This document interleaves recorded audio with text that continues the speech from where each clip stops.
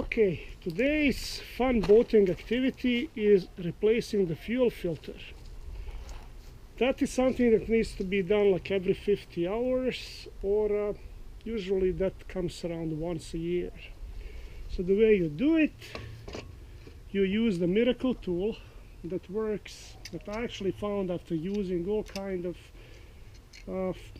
fitting tools and special tools. This is one of the cheapest and most effective tools for all kind of filters, especially when they are tight like crazy. And when nothing works, this works. So this is basically my changing all kind of filters, tool. Then put them in bed. Then you empty the gasoline from the old filter, put the fresh filter in the new filter, and of course I didn't make movie while I was doing that, because I wanted to spare everybody of cussing and trying to figure out which one is a lefty loosey, righty tighty. So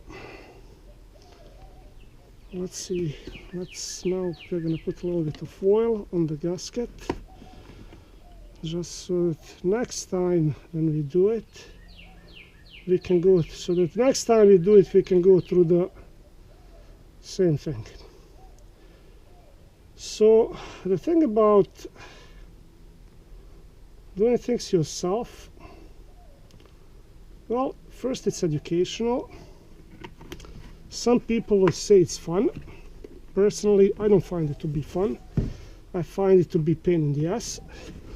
But, it's a significant saving, and it's a peace of mind that it's being done right. But sometimes you pay stuff and people still fuck it up. So now I'm going to put a new filter. Hopefully it won't take awful long. Oh shit, where is it? Okay, I need to find the right spot.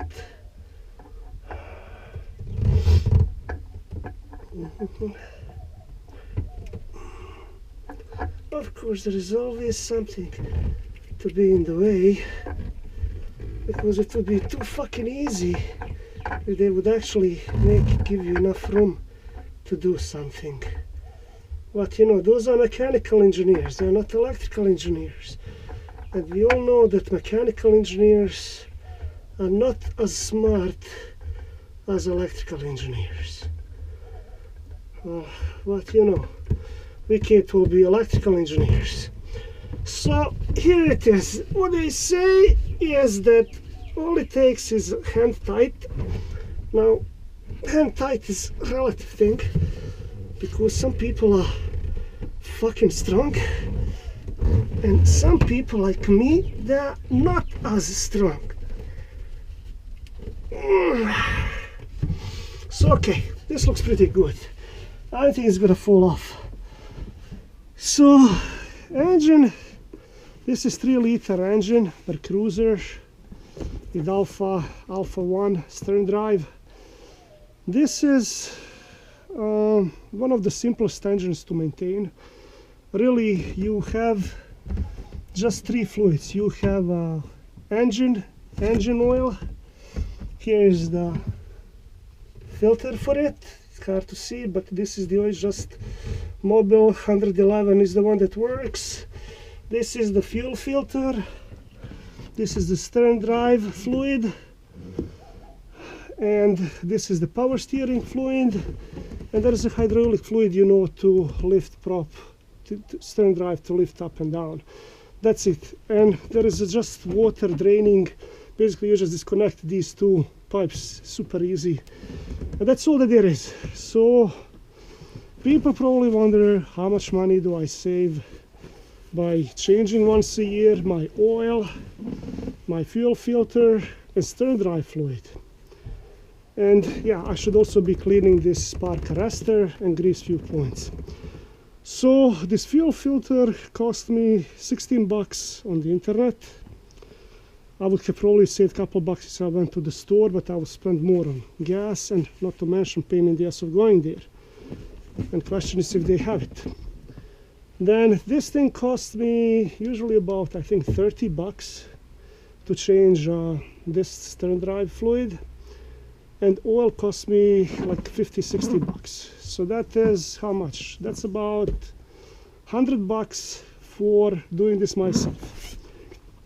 And the other way of doing this is, of course, going to the dealership, and they will charge me probably $400 to $500 to do these three things and kind of pretend like they are doing something else. And I don't think, and again, I have to pick it up, I have to drive it, I have to go pick it up. Again, costs me lots of time.